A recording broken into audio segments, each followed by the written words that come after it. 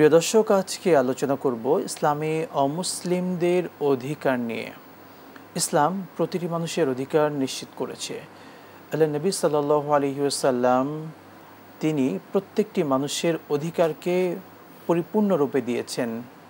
সাহাবীদেরকে শিখিয়েছেন, কিয়ামত পর্যন্ত আগত প্রত্যেকটি মুসলিমকে শিখিয়েছেন অমুসলিমদেরকে সম্মান করতে হবে, তাদের অধিকার পরিপূর্ণ আদায় করতে হবে, তারা যেন তাদের ধর্মের কাজগুলো সুন্দরভাবে করতে পারে সেই ব্যবস্থা করতে হবে। এভাবে তাদের চলাচল বা সার্বিক ব্যাপারগুলো ইসলাম কিন্তু সহজ করেছে, সেই অধিকারগুলো দিয়েছে। আজকে আমরা সেই ব্যাপারেই জানবো ইনশাআল্লাহ তাআলা। মোহতারাম, আমাদের মূল যে টপিক ইসলামে অমুসলিমের অধিকার, যদি এর উপরে কোরআন সুন্নাহর আলোকে বলতেন। আলহামদুলিল্লাহ ওয়াসসালাতু ওয়াসসালামু আলা রাসূলিল্লাহ ওয়া আলা আলিহি ওয়া আসহাবিহি আজমাইন। অত্যন্ত চমৎকার একটা টপিক, বিশেষ করে বর্তমান সময়ে আমরা দেখতে পাচ্ছি আলহামদুলিল্লাহ ছাত্র জনতার এই বিশাল বিজয়ের অনেক জায়গায় অমুসলিম ভাইদের প্রতি বিভিন্ন ধরনের ক্ষোভ প্রকাশ করছে। আল্লাহ সুবহানাহু ওয়া তাআলা কোরআনুল কারিমে একটা সূরা নাজিল করে দিয়েছেন। কুল ইয়া আইয়ুহাল কাফিরুন। আল্লাহ সুবহানাহু ওয়া তাআলা শুরুই করছে যে হে রাসূল, আপনি তাদেরকে বলে দেন। এই সূরার একেবারে শেষ আয়াতে আল্লাহ সুবহানাহু ওয়া তাআলা তাদেরকে নিরাপত্তা দিয়ে আল্লাহ সুবহানাহু ওয়া তাআলা একেবারে নির্দিষ্ট করে দিলেন যে লাকুম দীনুকুম ওয়ালিয়া দিন। ওই যে অমুসলিম ভাইরা, তাদেরকে আল্লাহ সুবহানাহু ওয়া তাআলা সব অধিকার দিয়েছেন। তাদের ধর্মীয় স্বাধীনতা দিয়েছেন, তাদের উপাসনালয়গুলো সংরক্ষণ করার জন্য আল্লাহ বারবার তাগিদ দিয়েছেন। তাদের মানবিক মূল্যবোধ, এই মানবিক মূল্যবোধের দৃষ্টিতে তাদের সাথে সদ্ব্যবহার করা, এমনকি তাদের সাথে হুসনুল মুআমালা, সুন্দর সুসম্পর্ক বজায় রাখা, এক্ষেত্রে ইসলাম তাগিদ দিয়েছে। ইসলাম তাগিদ দিয়েছে তাদের সম্পদের আমানত রক্ষা করা। ইসলাম তাগিদ দিয়েছে মান সালিমাল মুসলিমুনা মিন লিসানিহি ওয়া ইয়াদিহি।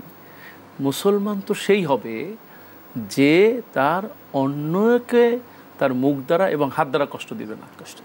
তার মানে অমুসলিম যারা, তাদের সাথে সুন্দর ব্যবহার করতে হবে।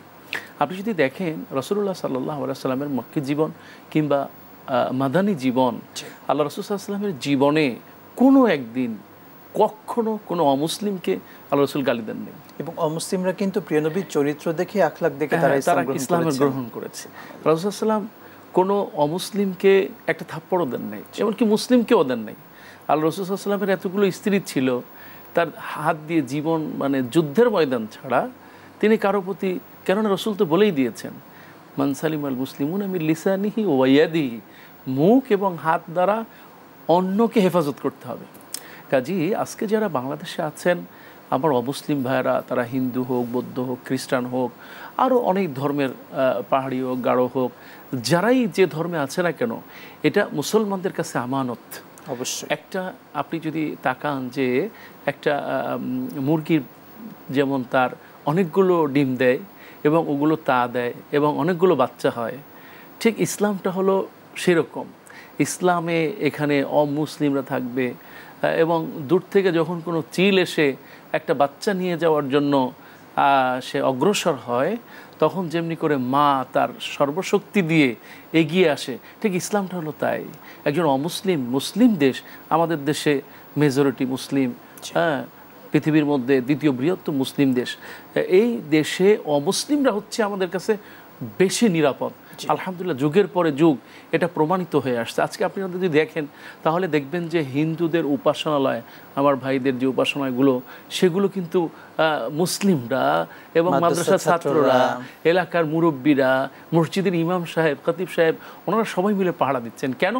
সে মুসলিম। আল্লাহ রাসূল বলেছে মুসলিম হতে পারবে না যদি হাত দ্বারা তুমি নিরাপদ না থাকে, অন্য কেউ যাতে করে অমুসলিমদেরকে ঘায়েল করতে না পারে সে ব্যাপারে সজাগ থাকা।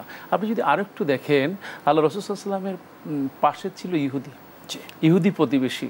আল্লাহ রাসূল সাল্লাল্লাহু আলাইহি ওয়াসাল্লাম যদি একটু গোস্ত রান্না করতেন বা একটু ভালো খাবার রান্না করতেন, তিনি তার প্রতিবেশী ইহুদি যে তাকে দিয়ে খেতেন।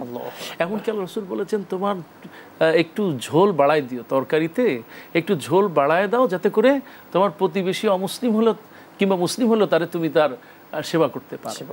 ইসলাম আমাদেরকে আসলে শিক্ষা দেয় সালিম, শান্তি। এই শান্তি বজায় রাখাই হচ্ছে আমাদের মূল কাজ। কেননা আল্লাহ পাক তো বলেই দিয়েছেন কুনতুম খায়রা উম্মাহ উখরিজাত লিন-নাস তা'মুরুনা বিল মা'রুফ ওয়া তানহাউনা আনিল মুনকার। তোমরা হচ্ছে শ্রেষ্ঠ জাতি, কাজেই তোমাদের সৃষ্টি করা হয়েছে উখরিজাত লিন-নাস, মানুষের জন্য।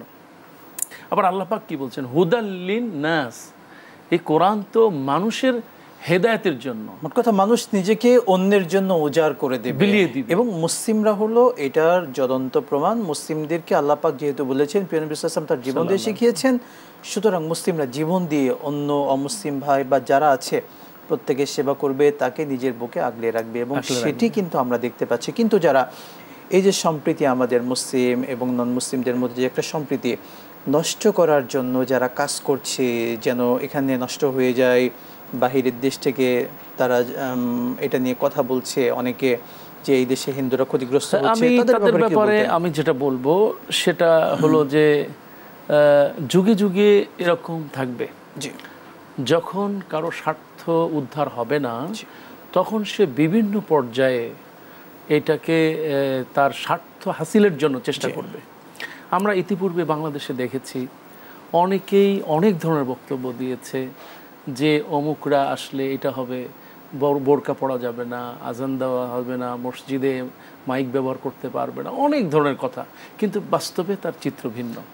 আজকে আমি এটাও দেখলাম যে যেই বাচ্চাটা আপনার সেই জানালায় বসা, সে আঘাতে মারা গিয়েছে ঘরের ভিতরে, অথচ তার ছবি দিয়ে প্রচার করা হচ্ছে যে দেখেন সম্প্রীতি নষ্টের জন্য বাচ্চা তাকে অমুসলিম সাজায় বিশ্বের কাছে প্রচার করছে।